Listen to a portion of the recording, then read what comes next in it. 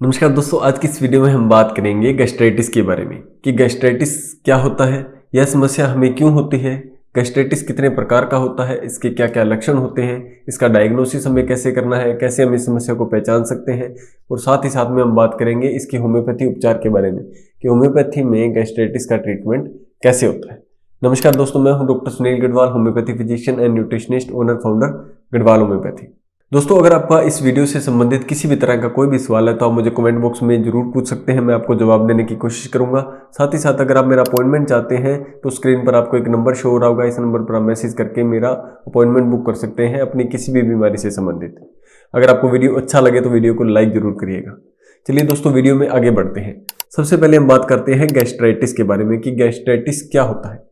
दोस्तों, गैस्ट्राइटिस होता है जो हमारा पेट है, जो हमारे खाने की थैली है, जहाँ पे जाकर हमारा खाना स्टोर होता है। अगर उसके अंदर किसी भी तरह की कोई इन्फ्लेमेशन आ जाए, कोई इन्फेक्शन हो जाए, सूजन आ जाए या रेडनेस आ जाए या किसी भी तरह के कोई छोटे छोटे सुपरफिशियल घाव होना शुरू हो जाए, अल्सर होना शुरू हो जाए, तो उस समस्या को हम बोलते हैं गैस्ट्राइटिस।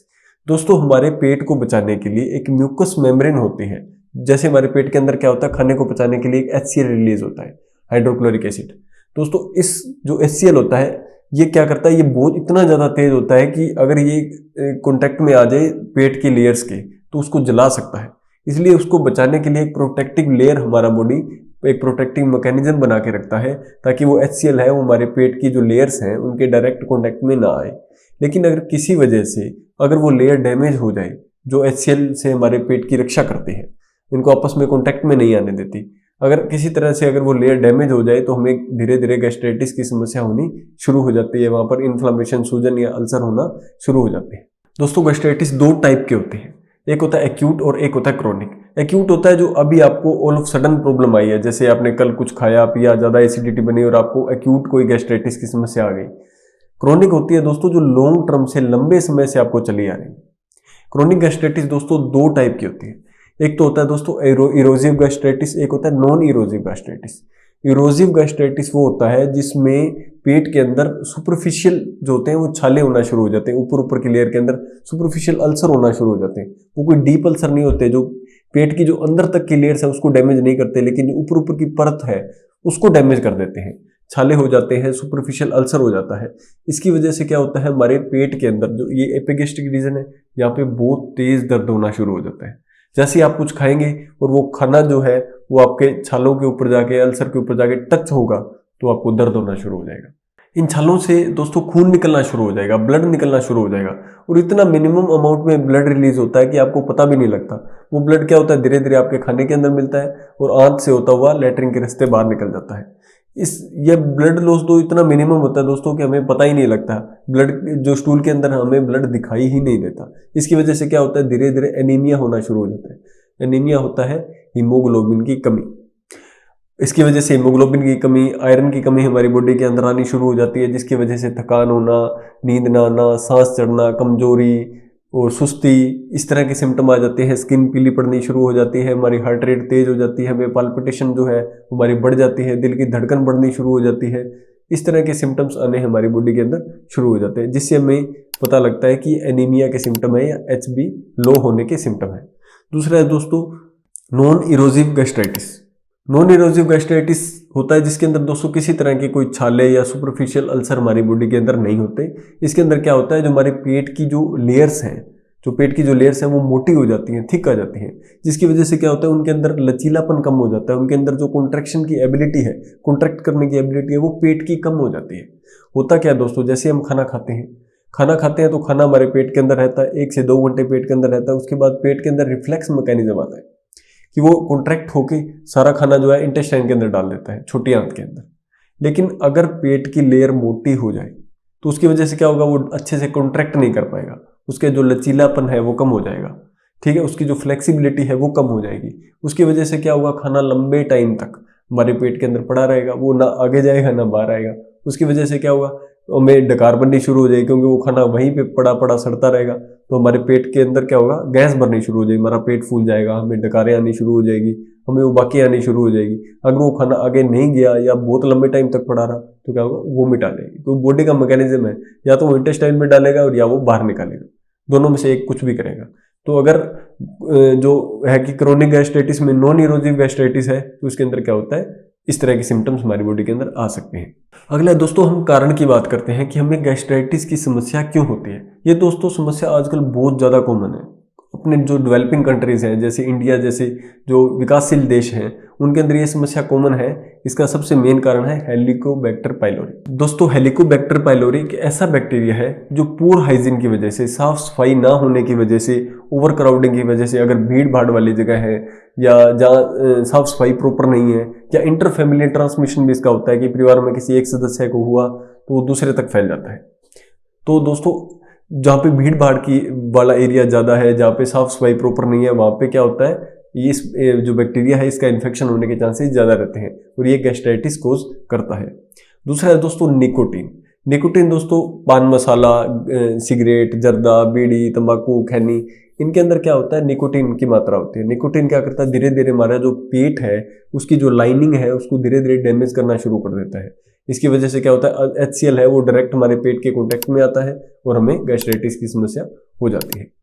तीसरा है दोस्तों अगर आप लॉन्ग टर्म तक आप पेन किलर लेते हैं, आप एंटीबायोटिक्स लेते हैं, आप non steroidal anti inflammatory drugs लेते हैं, आप एंटासिड्स लेते हैं, तो इसकी वजह से क्या होगा, ये भी क्या करती है, हमारे जो HCl है उसका प्रोडक्शन ज़्यादा करवाती है और साथ ही साथ जो हमारे जो प्रोटेक्टिव लेयर है पेट की उसको धीरे धीरे डैमेज कर देती है। ये दोनों ही काम करते हैं, एक साइड तो HCl बढ़ाती है, दूसरी साइड प्रोटेक्टिव लेयर को डैमेज कर देती है। तो उसकी वजह से क्या होता है, गैस्ट्राइटिस होने के चांसेस बढ़ जाते हैं।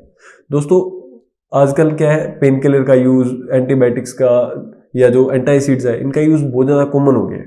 थोड़ा सा भी हमें पेन हुआ, सिर दर्द हुआ तो हमने पेन किलर ले ली, ठीक है, थोड़ा बुखार हमें फील हुआ, बॉडी पेन लगा तो हमने पैरासीटामोल ले ली, ठीक है। इनका यूज़ बहुत ज़्यादा कॉमन है क्योंकि हर हाथ में पहुंच गए, जिसको नॉलेज भी नहीं है कि इसको हमें कैसे यूज़ करना है, कब तक यूज़ करना है, कब इसको बंद कर देना है।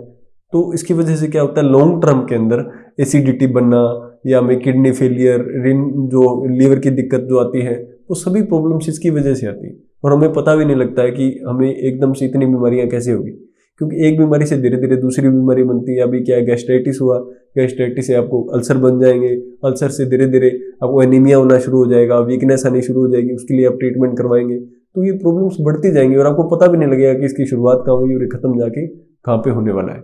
इसलिए दोस्तों हमें ध्यान रखना है, किसी भी दवाई को, चाहे वो होम्योपैथी है, एलोपैथी है, आयुर्वेद है, उसका ओवर मेडिकेशन नहीं करना चाहिए। बिना डॉक्टर की सलाह के कोई भी दवाई आपको लेने से पहले 10 बार सोचना चाहिए, क्योंकि डॉक्टर पूरी जो अपनी नॉलेज है उसके अकॉर्डिंग आपको मेडिसिन देता है, उसके अकॉर्डिंग वो डोज डिसाइड करता है, उसके अकॉर्डिंग वो रिपीटेशन करता है। तो हमें इस चीज़ का खास ध्यान रखना चाहिए। मेरे पास बहुत सारे कमेंट्स आते हैं, पूछते हैं कि सर इस दवाई को हमें कैसे लेना है, कितने दिन तक लेना है।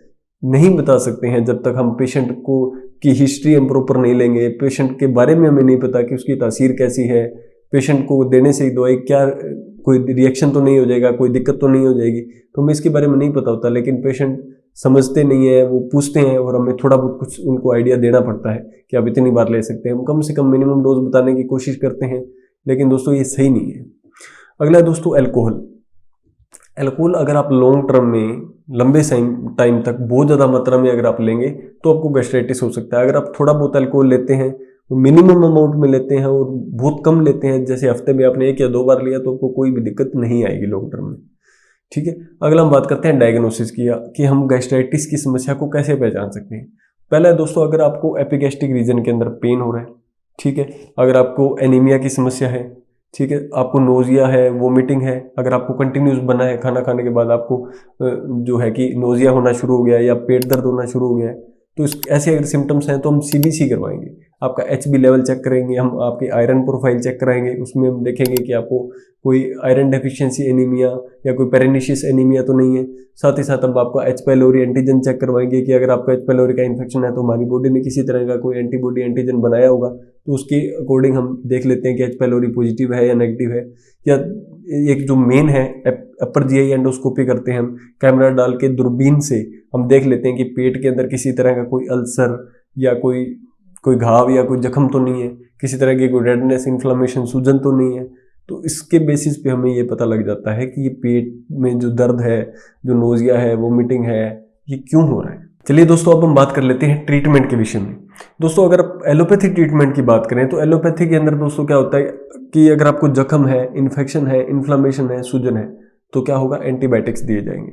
अगर आपको पेन हो रहा है तो आपको पेन किलर दिए जाएंगे। अगर आपका HB का लेवल लो है तो आपको आयरन के लिए टैबलेट्स दी जाएंगी, ठीक है। और अगर आपको HCl बहुत ज़्यादा रिलीज हो रहा है, तेजाब बहुत ज़्यादा बन रहा है, तो आपको प्रोटॉन पंप इनहिबिटर दिए जाएंगे, एंटासिड दिए जाएंगे, ओमनाप्रोजल, डोमपेरिडोन दिया जाएगा, ठीक है, और पेंटाप्राजोल दिया जाएगा।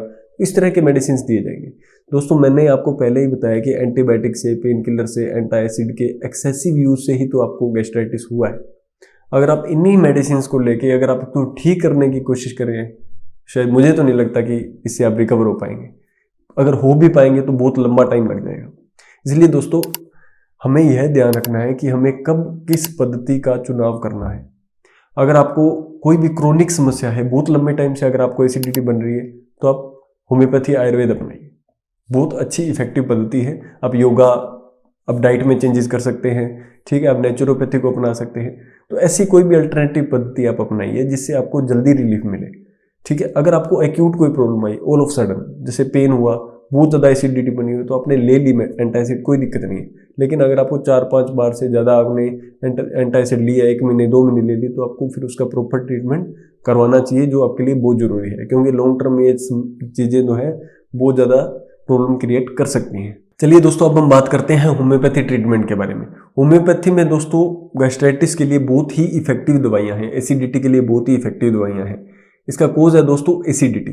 तो एसिडिटी को कम करने के लिए आपको डाइट में चेंजेस करने पड़ेंगे, योगा मेडिटेशन करना पड़ेगा, एक्सरसाइज करनी पड़ेगी। साथ अगर आप होम्योपैथी दवाइयाँ लेंगे तो आपको बहुत ही इफेक्टिव रिजल्ट मिलेंगे।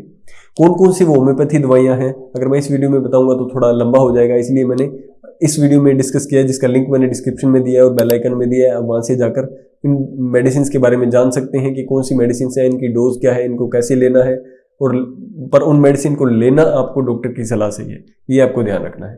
अगर आपको वीडियो अच्छी लगी है तो इस वीडियो को लाइक करिए। अगर आपका कोई भी सवाल है तो आप मुझे कमेंट सेक्शन में पूछ सकते हैं। अगर आप मेरा अपॉइंटमेंट चाहते हैं तो आपको स्क्रीन पर एक नंबर शो हो रहा होगा, इस नंबर पर आप मैसेज करिए, व्हाट्सअप करिए, आप मेरा अपॉइंटमेंट बुक कर सकते हैं। मिलते हैं दोस्तों ऐसी किसी और इन्फॉर्मेटिव वीडियो के साथ। Thank you so much.